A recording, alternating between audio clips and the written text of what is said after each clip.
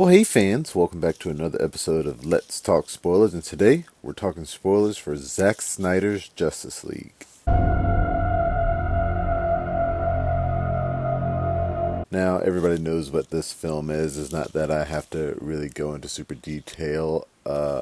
Back in 2017, Warner Brothers released the Justice League film that was reshot by Joss Whedon. They brought him on board from his two successful Avengers films, thinking he could fix what they thought was just a terrible movie.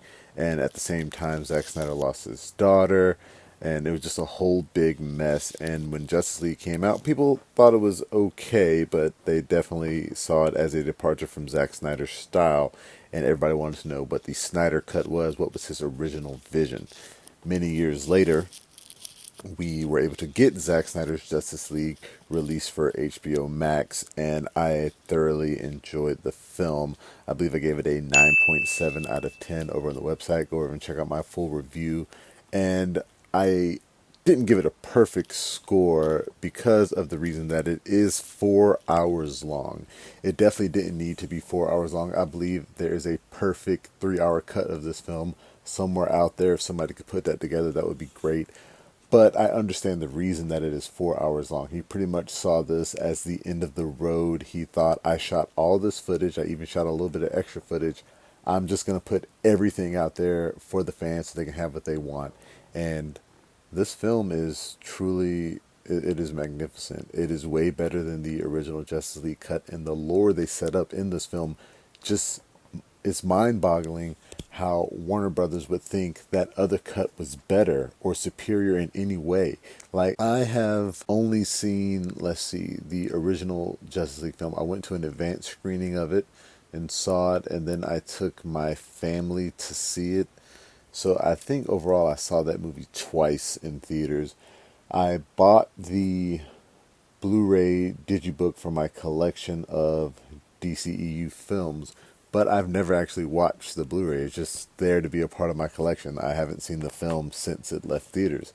But I've seen Zack Snyder's Justice League. I think I've seen it twice as well. It's a long movie, but it is superior in every way, shape, and form. And they actually show Darkseid in this. And let's just go basically into detail of the things that are different. You got a lot more cyborg. You got a lot more of the dark tone. The Steppenwolf design is more akin to what happened at the end of the Batman v Superman Ultimate Edition. And he looks more menacing. He looks more badass. He has that armor that is like changing around him to spikes. Like, a lot more people die in this version. There's no booyah from Cyborg.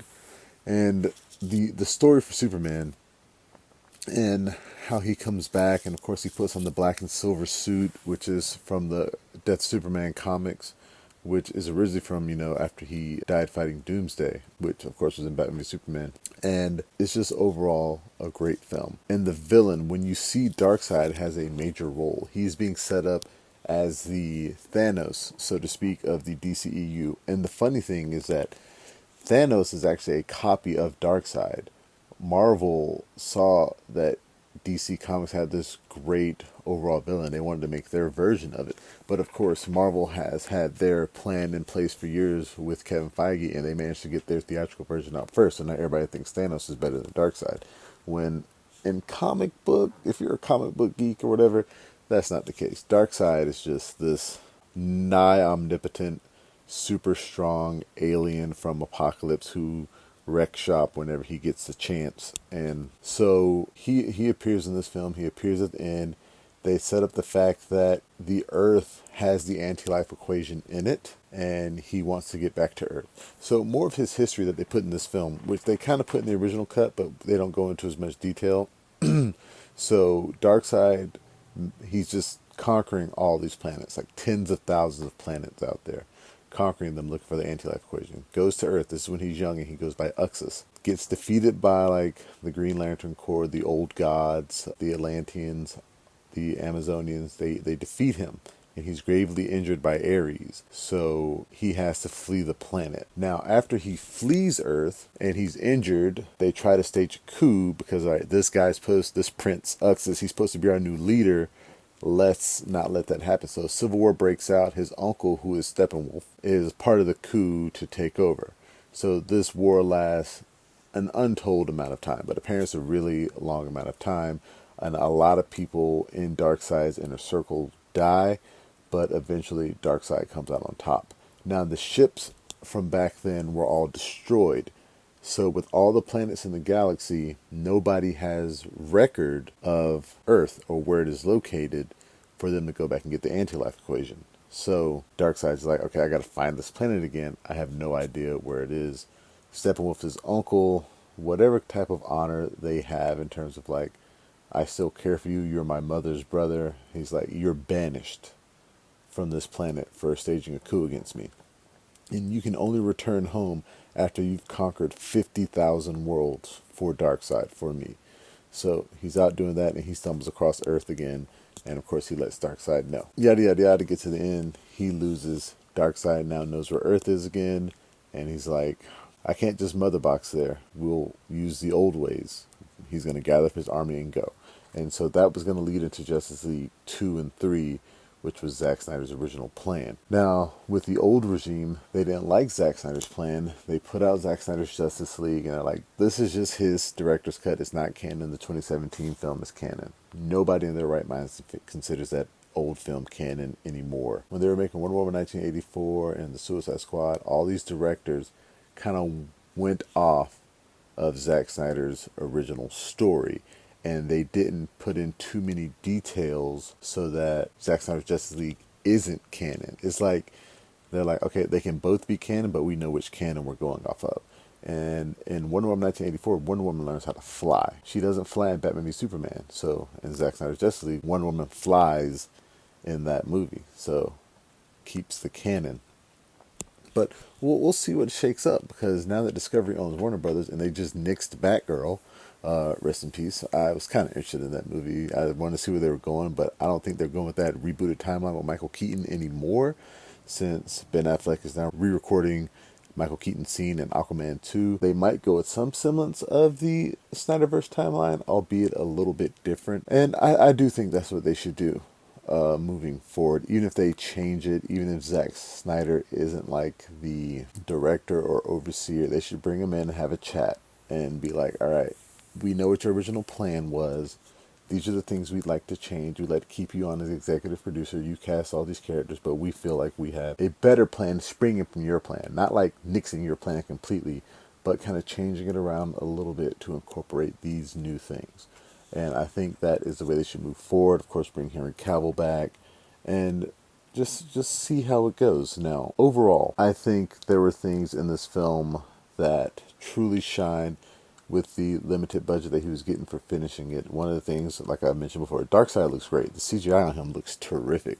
Like, it is amazing. Like, his dark, like, scaly skin and his armor, it looks good. Other things that don't look as good, Martian Manhunter. Now, apparently he included Martian Manhunter in his cut because he was not allowed to use Green Lantern. And so he's like, well, I'm going to make Harry Lennix's character Martian Manhunter.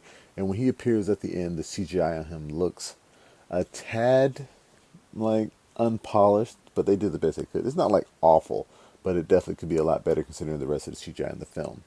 In the nightmare future timeline dream that Bruce is having, the CGI on the Parademons doesn't look as good there. But I really love that scene. I really love the nightmare timeline. Like, I could have a whole miniseries or movie just about that future because it just looks phenomenal. And he brought back Jared Leto as the Joker for that timeline. And I'm a big fan of Jared Leto's Joker. I like his gangster take. And I like the take that he's different in this post-apocalyptic future. His tattoos are gone. But it's not that they're gone so as much as that they're covered. When they asked Zack Snyder about it, he's like, maybe he's just wearing more makeup. You know, who knows what these guys do. And you can tell that's probably what he's doing. He has more makeup on because his skin is bleached white. It's not that he's wearing makeup. His skin is actually bleached white from falling in acid in this universe. But in this future timeline, it looks like he's putting makeup on top of his bleached skin and has the lipstick smeared everywhere. His hair is grown out. and he has like all these armors, and he has this whole thing going on with Bruce. Like they know who each other are. Harley Quinn's dead, Robin's dead, a lot of the other heroes are dead, and they're in this truce because the goal is they need to get Barry to run back in time to fix the timeline. And Joker talks to him, and he mentions, he's like, how many timelines have you ruined, Bruce? Meaning that they've succeeded and failed, or succeeded in getting Barry to go back in time, but failed at it numerous times. Like they always end up back to this moment where Bruce is like, we failed again, it didn't work again. And so we don't know how many times this happened. And I think originally the timeline, when the time at the end of what Zack Snyder wanted to do, like Batman had to allow himself to die for the future to be like perfect, and that's not what he was trying to do before. He was trying to save the wrong person, and I think that person does turn out to be Lois Lane. I think the Joker kills Lois Lane, and that is what allows Superman to be overtaken by the anti-life equation. So that I think Flash needs to make sure that that's what happens, that Lois Lane survives. But I think in doing so, Bruce also has to die. But yeah, and we'll see where they move forward with this. It is good that you can watch it on HBO Max, but just recently they did release this movie for, like, it's been on Blu-ray for a while, but there's no like digital release for it. Like you couldn't put it on your Vudu or your movies anywhere. But they just did that this summer, and the studio sent me a copy of the digital release, so I'd like to thank them for that. But yes, Warner Bros. Discovery, this is the timeline you should move forward with, even if you have to change it somewhat.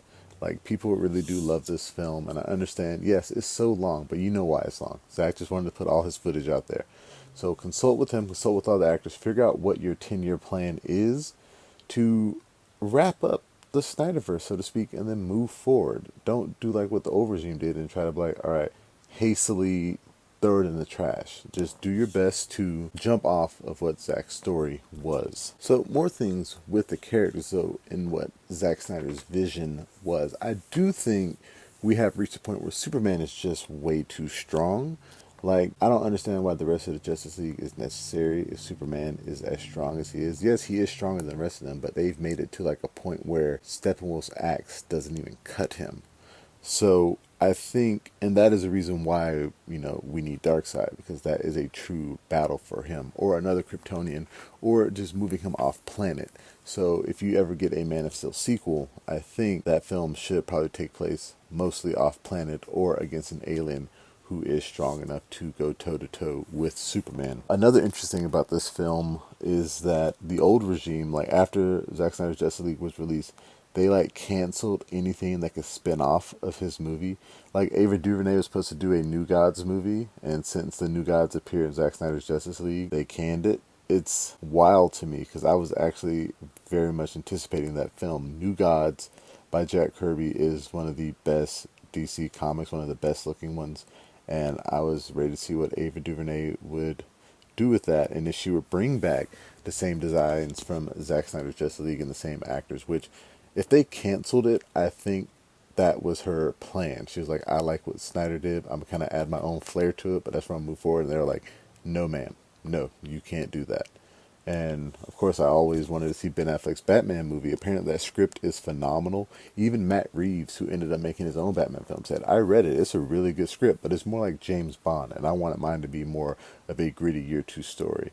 So all these people have read Ben Affleck's script and say it's phenomenal. So just do it. We can handle two Batman at this time. And I think he doesn't need like a full trilogy. Just give him the Batman v Deathstroke movie and 2 more Justice League movies. Ben Affleck's in a better place right now. I can see it happening. But I think that's all I'm pretty much going to say about this film. If you like this film, please support it. Support Zack Snyder. Buy the Blu-ray, buy the digital version, whatever you have to do. And we'll see what happens moving forward. This might be the last bit of true Snyderverse cinema that we get. But that will do it for me, guys. Remember, you can find this full review on the website, flipfrogllc.com/flixfrog. You can find us on Facebook, Instagram, Twitter, and Reddit. And please, pretty please, hey, come here. Come on, guys. Make sure that you like, share, and subscribe. Yeah, subscribe to the YouTube channel, the Facebook page, the website, anything, everything, Flipfrog, Flixfrog, Flipfrog Books. Make sure that you subscribe. My next Let's Talk Spoilers will probably be Prey, the new Predator prequel that came out for Hulu. I have a lot of thoughts on that. So until next time, I'll be seeing you.